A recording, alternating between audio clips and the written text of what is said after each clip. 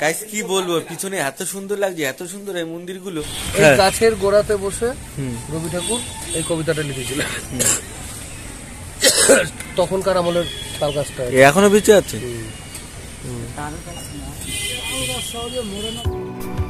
Guys এই যে তাল গাছটা দেখতে পাচ্ছ, এটা কিন্তু রবীন্দ্রনাথ ঠাকুরের কবিতা লেখা আছে। সে এক পায়ে দাঁড়িয়ে সব গাছ ছাড়িয়ে কিন্তু কবিতা মনের মধ্যে গেঁথে যায়, খুব ভালোই লাগে। এটা হচ্ছে উপাসনা ঘর। এটা রবি ঠাকুরের উপাসনা ঘর, যেটাকে কাজ ঘর বলা হয়। উপাসনা গৃহ।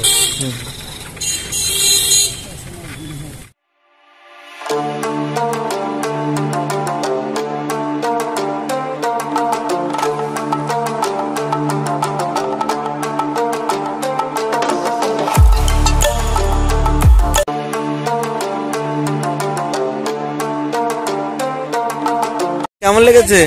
ভালো লেগেছে?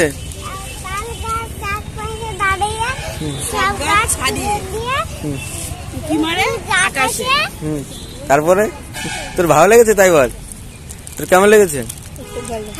ভালো, খুব ভালো, মজা হচ্ছে তো?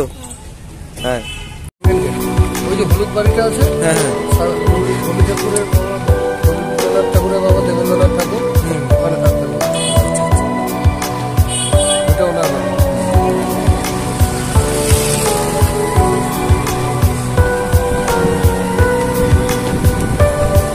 ভিতরে যে এত সুন্দর সুন্দর জিনিস দেখার আছে, তার গেট বন্ধ করে না, ওই নোবেল চুরি করতে বন্ধ। আচ্ছা আচ্ছা, নোবেল চুরি তার ধরতে পারেনি এখনো।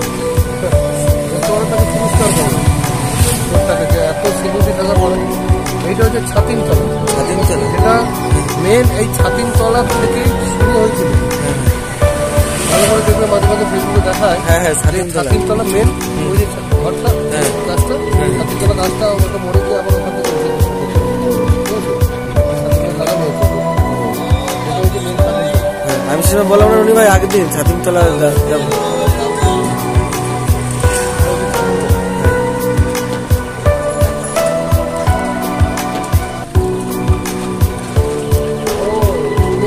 বন্ধ আছে, বৃহস্পতিবার না, শুক্রবার আছে, বৃহস্পতিবারে বন্ধ থাকে। ঢোকা যেত না, এমনি এমনি সময় ঢোকা যেত। হ্যাঁ হ্যাঁ হ্যাঁ, বন্ধ আছে। হ্যাঁ হ্যাঁ, যেমন আমরা সারে গা মা পা ধা নি সা, হ্যাঁ হ্যাঁ, ভালো করে এখন খেয়াল করবে। সারে গা মা পা ধা নি সা, এই পিলারটা হ্যাঁ হ্যাঁ, সারে গা, গা মানে হাটা বলো, সারে গা মা, মাটা মুখটা ছোট আছে, ওইভাবে সারে গা মা পা ধা নি সা। এইটা যেটা আছে ওর মাহিত্যটা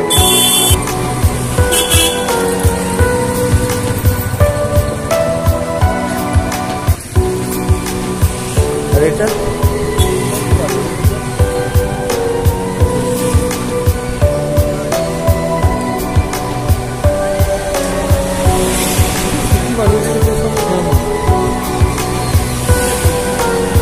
ঘরের মতো মালিক শিল্প সদর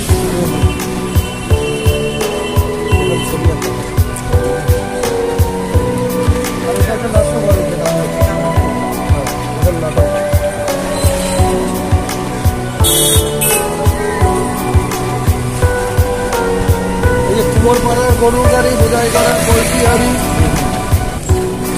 সেই কুমোরপাড়ার গরু গাড়ি। এই যে এই ছবিটা থেকেই সেই বইতে, হ্যাঁ এই ছবি তো বইতে আছে, কুমোরপাড়ার গরু, এই যে ওয়ানের বইতে আছে না। হ্যাঁ, কুমোরপাড়ার গরু গাড়ি বোঝাই করা বলছি আমি, ওয়ানের বইতে আছে না।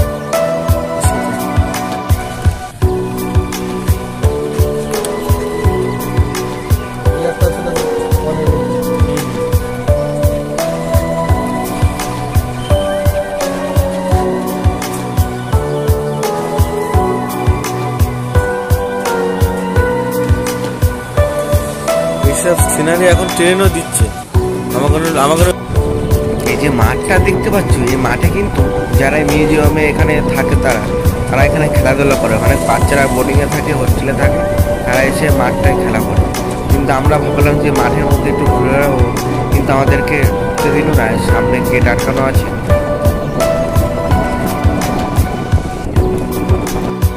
এই ভিতরে ভাবলাম আমরা যাব, কিন্তু আমাদের হাতে টাইম ছিল না, আমরা যেতে পারলাম না। তোমরা যদি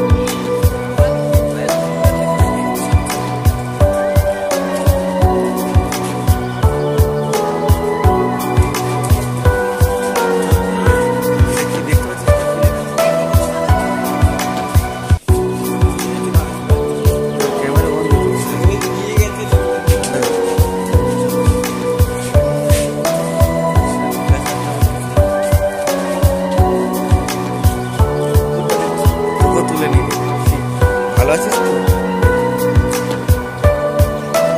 এটা কিন্তু একটা রাজার বাড়িতে এসেছি, বাড়িটা রংচং করে রেখেছে, খুব সুন্দরই লাগছে। সেলফি আপনারা তুলতে চাইলে তুলতেও পারবেন এখানে। গড বিলার, ভালো আছিস?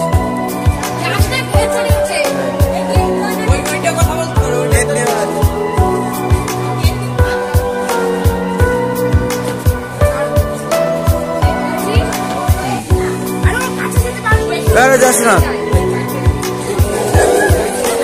আরে দৌড়াস কেন?